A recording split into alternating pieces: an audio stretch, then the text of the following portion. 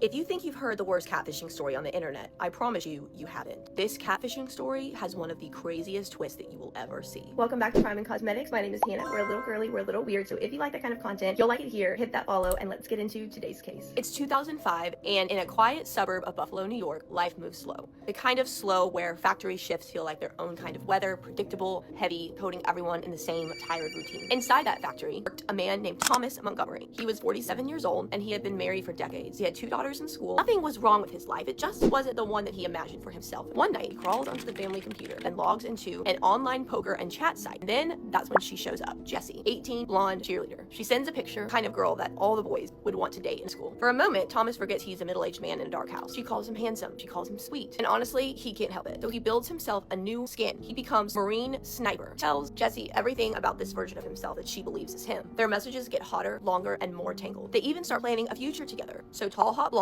the girl, and Marine Sniper, our main character, fall in love. Here's the part that he didn't see coming. Jessie wasn't done looking for attention. She wasn't satisfied. One day, she messages Brian Barrett, a 22-year-old coworker of Thomas's. How small is this world? He's tall, clean-cut, actually young. The real thing, Thomas was only pretending to be. So Brian obviously thinks Jessie's cute, and Jessie thinks Brian is adorable. And suddenly, she's giving him the same lines that she gave Thomas. And Jessie does something that sets off the first tremor in this entire earthquake of a story. She starts comparing the two men. She tells Brian, "The guy you work with, Thomas? He's been lying to me. I think he's pretending to be someone else." And Brian, confused but curious, confronts Thomas at work. Not in a dramatic movie way, not screaming, just one of those quiet, sharp conversations. So Brian is basically like, "Why are you talking to that girl online? You need to stop. Like, you're telling a lie." Thomas goes home that night absolutely humiliated and exposed, because obviously Brian has just shattered this fantasy as he tells tall hot blonde, and obviously it falls apart. Jessie twists the knife. She tells Thomas that she's choosing Brian. That is the moment that his delusion snaps. So he then messages Jessie and is frantic, jealous. Like all stories like this, it was about to come to a tragic end. On September 15th, 2006, Brian finishes his shift at the factory. He walks out into the cool evening. He never made it home. Thomas Montgomery ambushes him and shoots him 3 times. Brian dies instantly. And just like that, the fantasy becomes a crime scene. The police obviously start digging. 3 breadcrumbs point straight to Thomas. The jealousy, the rivalry, the unraveling obsession. But detectives still can't let go of one question. Who exactly is Jessie? So they trace the photos. They trace the usernames. And then they knock on a door in West Virginia. And standing there is not an 18-year-old girl. It's Mary Sheeler, a middle-aged mother. And